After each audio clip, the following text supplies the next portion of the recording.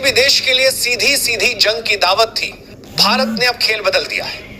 तुर्की के surveillance system को भारतीय ड्रोन ने पूरी तरह जाम कर दिया है। तुर्की के जहाज अब आपस में संपर्क तक नहीं कर पा रहे। भारतीय नेवी के अत्याधुनिक ड्रोन उनकी हर गतिविधि पर नजर रख रहे हैं और रियल टाइम में भारत को जानकारी भेज रहे हैं। मतलब तुर्की के युद्धपोत समुद्र में मौजूद तो हैं, लेकिन वे अंधे और बहरे बन चुके हैं। यही भारतीय शक्ति का असली प्रदर्शन है। भारत ने अब तक तुर्की के जहाजों को कोई नुकसान नहीं पहुंचाया। भारत का निशाना सिर्फ तुर्की का एनर्जी सेक्टर रहा है और यही रणनीति भारत की सबसे बड़ी ताकत है। भारत जानता है कि अगर किसी देश को कमजोर करना है तो उसकी ऊर्जा सप्लाई पर हमला करो, क्योंकि बिना ऊर्जा के कोई भी देश युद्ध तो क्या अपना सामान्य जीवन भी नहीं चला सकता।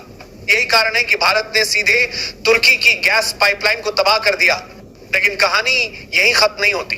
तुर्की को लगा था कि अमेरिका उसका साथ देगा। तुर्की ने सोचा कि अगर भारत से भिड़ंत हुई तो वॉशिंगटन से उसे सीधा समर्थन मिलेगा, लेकिन अमेरिका ने चुप्पी साध ली। बल्कि यूएन में अमेरिका के प्रतिनिधियों ने भी साफ कर दिया कि भारत का कदम जायज था, क्योंकि तुर्की ने भारत की नौसैनिक एक्सरसाइज में बाधा डालने की कोशिश की थी। ये सुनकर तुर्की के तो जैसे होश ही उड़ गए। जिस अमेरिका पर वो भरोसा कर रहा था, वही अमेरिका उसके खिलाफ खड़ा हो गया। उधर इजराइल ने भारत के साथ हाथ मिला लिया। इजराइल ने घोषणा की है कि वो अपने आधुनिकतम ड्रोन भारत को देगा, ताकि भूमध्य सागर और ब्लैक सी में भारत की निगरानी और भी मजबूत हो सके। इसका मतलब ये हुआ कि अब तुर्की अकेला पड़ चुका है। ना अमेरिका उसके साथ है, न इजराइल, और भारत को चुनौती देने का साहस वैसे भी कोई नहीं कर पा रहा। अब सोचिए दोस्तों, ये वही भारत है जिसे कभी तुर्की जैसे देश यूएन में घेरने की कोशिश करते थे। वही भारत आज भूमध्य सागर के बीचों बीच खड़ा होकर दुश्मन की सप्लाई लाइन तोड़ रहा है। ये वही भारत है जिसे हमेशा शांतिप्रिय देश माना गया, लेकिन जब दुश्मन हद पार करता है तो वही भारत लोहे की तरह सख्त बन जाता है। तुर्की का हाल अब यह है कि वो खुद ही बयान बदल रहा है। कभी कहता है कि भारत ने उसके क्षेत्र में दखल दिया, तो कभी कहता है कि वो सिर्फ अपनी सुरक्षा बढ़ा रहा था। असलियत यह है कि तुर्की अब डर चुका है। भारत ने चारों तरफ से घेर लिया है। भारत की परमाणु पनडुब्बियां भूमध्य सागर में तैनात हैं और उनकी लोकेशन कोई नहीं जानता।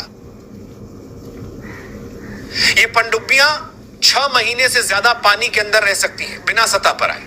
यानी तुर्की ये भी नहीं जान पाएगा कि भारतीय पनडुब्बियां कहां से कब हमला कर दें। यही भारत की रणनीति है। पूरी दुनिया अब ये मान चुकी है कि भारत ने न केवल तुर्की को सबक सिखाया है, बल्कि एक नया संदेश भी दिया है कि अगर कोई भारत की संप्रभुता को चुनौती देगा तो भारत चुप नहीं बैठेगा। भारत पहले हमला नहीं करता, लेकिन जब करता है तो दुश्मन की कमर तोड़कर ही दम लेता है। दोस्तों, अब साफ हो चुका है कि दुनिया में कोई भी ताकत भारत को कम आंकने की गलती नहीं कर सकती। तुर्की ने भारत को उकसाया, भारत ने लंबे समय तक धैर्य रखा, बार बार नजरअंदाज किया, लेकिन जब बात देश की गरिमा और सुरक्षा पर आई तो भारत ने वही किया जो उसकी पहचान है, वक्त आने पर दुश्मन की नींव हिला देना। भारत ने तुर्की को न सिर्फ भूमध्य सागर में सबक सिखाया, बल्कि यह भी साबित कर दिया कि अगर किसी देश को झुकाना है तो बंदूक चलाने से ज्यादा असरदार है उसकी नसों पर वार करना। तुर्की की ऊर्जा सप्लाई ठप होते ही उसकी हालत किसी जर्जर महल की तरह हो गई है जो कभी भी ढह सकता है। आज पूरी दुनिया ने देख लिया कि भारत सिर्फ एक शांतिप्रिय देश नहीं, बल्कि एक ऐसी ताकत है जो चुप रहती है तो दुनिया को शांति देती है, और जब गरजती है तो दुश्मनों के दिलों में भूकंप ले आती है।